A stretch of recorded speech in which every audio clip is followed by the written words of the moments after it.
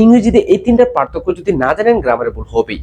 তো দেখেন, phrase, clause, idioms, এই তিনটা জিনিসই আমরা অনেক বেশি পড়ি, আবার অনেক বেশি ভুলও করি।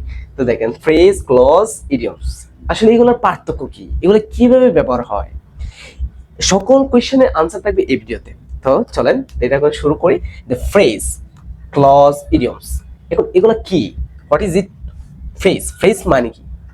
ফ্রেজ হচ্ছে হচ্ছে যে সাবজেক্ট ভার্ব থাকবে না, একগুচ্ছ একের অধিক ওয়ার্ড থাকবে, ঠিক আছে? আচ্ছা, অন্যদিকে ক্লজ, ক্লজ হচ্ছে যেখানে সাবজেক্ট প্লাস ভার্ব থাকবে। আবার ভার্বটা কি? Finite verb. ক্লজ মানে হচ্ছে যেখানে সাবজেক্ট একটা ফাইনাইট ভার্ব, সাবজেক্ট একটা ফাইনাইট ভার্ব যদি আপনি দেখেন সেটাই ক্লজ। আর যেখানে সাবজেক্ট ফাইনাইট ভার্ব থাকবে না সেটা হচ্ছে কি? ফ্রেজ। তো আশা করি দুইটা পার্থক্য বুঝতে পেরেছেন। এখন হচ্ছে ইডিয়মস। ইডিয়ম মানে কি? Idioms one kind of phrase, মানে কি ফ্রেজ আর ইডিয়মস প্রায় সেম, কিন্তু একটা সূক্ষ্ম পার্থক্য আছে। সেটা হচ্ছে ফ্রেজ হচ্ছে একগুচ্ছ ওয়ার্ড যেখানে সাবজেক্ট ভার্ব থাকবে না, ঠিক আছে?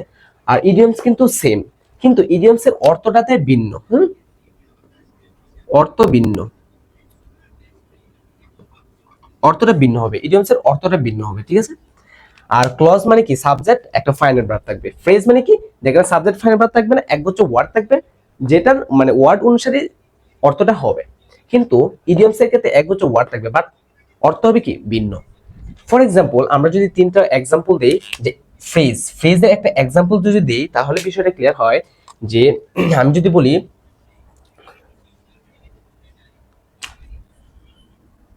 এ স্মার্ট বয়, দেখেন এ স্মার্ট বয় একগুচ্ছ ওয়ার্ড কিন্তু, ঠিক আছে? এ স্মার্ট বয়, কিন্তু এখানে সাবজেক্ট নেই, ভার্ব নেই, কোনো কিছুই নেই, বাট একগুচ্ছ ওয়ার্ড আছে, একটা স্মার্ট বয়, একটা চৌকস ভালো, ঠিক আছে? তার মানে কি? ফ্রেজ। আশা করি বুঝতে পেরেছেন। অথবা আপনি যদি লেখেন ভেরি ভেরি বিউটিফুল, দেখেন এখানে দেখছি ভেরি বিউটিফুল, এখানে কিন্তু সাবজেক্টও নেই, ভার্বও নেই, তার মানে একটা অর্থ প্রকাশ করতেছে। ভেরি মানে খুব, বিউটিফুল মানে কি? সুন্দর, খুব সুন্দর, তার মানে ওয়ার্ড অনুসারে অর্থ হইতেছে, তার মানে এটা ফ্রেজ। আবার যদি ওয়ার্ড অনুসারে অর্থ না হইতো তাহলে কিন্তু ইডিয়মস হয়ে যেত। দেখেন ইডিয়মসের এক্সাম্পলটা দিলে আসলে বুঝতে পারবেন। দেখেন ক্লজ, ক্লজ মানে কি? দেখেন ক্লজ ব্যাপারটা হচ্ছে এরকম, হনেস্ট, ঠিক আছে? দেখেন ক্লজের ক্ষেত্রে ব্যাপারটা আরেকটা জিনিস, যে ক্লজ, ক্লজের ক্ষেত্রে বলছি একটা সাবজেক্ট একটা ফাইনাল ভার্ব থাকবে, কিন্তু আমরা ক্লজ কখন বলি? একটা সেন্টেন্স হতো একটা সাবজেক্ট একটা ফাইনাল ভার্ব থাকে, সেক্ষেত্রে আমরা ক্লজ বলি না কেন? যখন কনজাংশন দ্বারা দুইটা সিম্পল সেন্টেন্স যুক্ত হয় তখনই সেটা ক্লজ হয়ে যায়। ব্যাপারটা ক্লিয়ার না? শুনুন, আমরা জানি একটা সিম্পল সেন্টেন্সে একটা সাবজেক্ট একটা ফাইনাল ভার্ব থাকে, ক্লজও কিন্তু সেম, কিন্তু কখন ক্লজ কখন সেন্টেন্স বলবো? যখন সাবঅর্ডিনেট অথবা কোঅর্ডিনেট কনজাংশন দ্বারা যুক্ত হয় দুইটা সিম্পল সেন্টেন্স, তখন সেটা ক্লজ হয়ে যায়। আর যদি সাবঅর্ডিনেট কনজাংশন অথবা কোঅর্ডিনেট কনজাংশন দ্বারা যুক্ত না হয় তাহলে সেটা সেন্টেন্স, ঠিক আছে? তো দেখেন, I know that he is honest, আমি জানি যে সে সৎ, ঠিক আছে? এটা একটা কনজাংশন দ্বারা যুক্ত হয়েছে দুইটা বাক্য, তাহলে এখানে একটা সাবজেক্ট এখানে একটা ভার্ব, সাবজেক্ট ভার্ব দুই জায়গায় কিন্তু সাবজেক্ট ভার্ব আছে।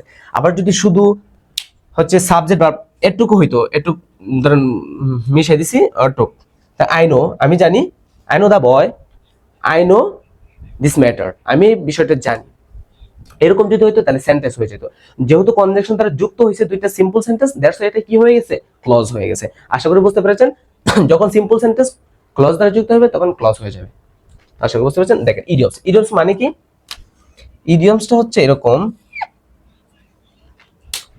একগুচ্ছ ওয়ার্ড যেটা অর্থ ভিন্ন দেখাবে। কি ভাইয়া বলছি? এই যে ফ্রেজ কিন্তু একগুচ্ছ ওয়ার্ড ছিল, বাট অর্থ কিভাবে হয়েছে? ওই ওয়ার্ড অনুসারে কিন্তু ওয়ার্ড অর্থ হয়েছে। বাট ইডিয়মস এর ক্ষেত্রে হচ্ছে একগুচ্ছ ওয়ার্ড থাকবে, বাট অর্থটা কি? অর্থটা ভিন্ন হবে। হ্যাঁ, অর্থটা ভিন্ন হবে। দেখেন আমরা যদি এক্সাম্পল দেখি, যে ব্রেক দ্য আইসি, এটার অর্থ হচ্ছে কথা কথা শুরু করা, ঠিক আছে। ব্রেক দ্য আইসি মানে কি কথা শুরু করা। এখানে একগুচ্ছ ওয়ার্ড, বাট অর্থ কি কথা শুরু করা। এখানে কিন্তু আমরা যদি ভেঙে ভেঙে অর্থ করতে চাই, ব্রেক মানে কি ভাঙা, আইসি মানে কি আইসি মানে বরফ, ভাঙা বরফ। তো অর্থ কিন্তু এটা হয়নি, অর্থ হয়েছে যে কথা শুরু করা। তার মানে কি অর্থ যেহেতু ভিন্ন হয়েছে। আর এই যে ফ্রেজের ক্ষেত্রে কি বলছিলাম, এই যে ফ্রেজের ক্ষেত্রে বলছিলাম যে এ স্মার্ট বয় অথবা ভেরি বিউটিফুল। তার মানে একগুচ্ছ ওয়ার্ড, বাট অর্থ কি, অর্থ কিন্তু এই ওয়ার্ড অনুসারেই অর্থ হয়েছে। মানে ভেরি মানে খুব, বিউটিফুল মানে সুন্দর, খুব সুন্দর।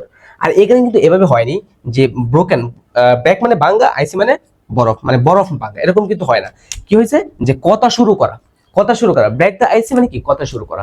তো আশা করি বুঝতে পেরেছেন ফ্রেজ, ক্লজ, ইডিয়মস। আমি যদি 1 মিনিট 30 সেকেন্ড আমি সামারাইজ করি, যে ফ্রেজ মানে কি একগুচ্ছ ওয়ার্ড, বাট ওয়ার্ড অনুসারে কি অর্থ হবে। অন্যদিকে ইডিয়মস হচ্ছে একগুচ্ছ ওয়ার্ড, বাট অর্থ অনুসারে, মানে ওয়ার্ড অনুসারে অর্থ হবে না।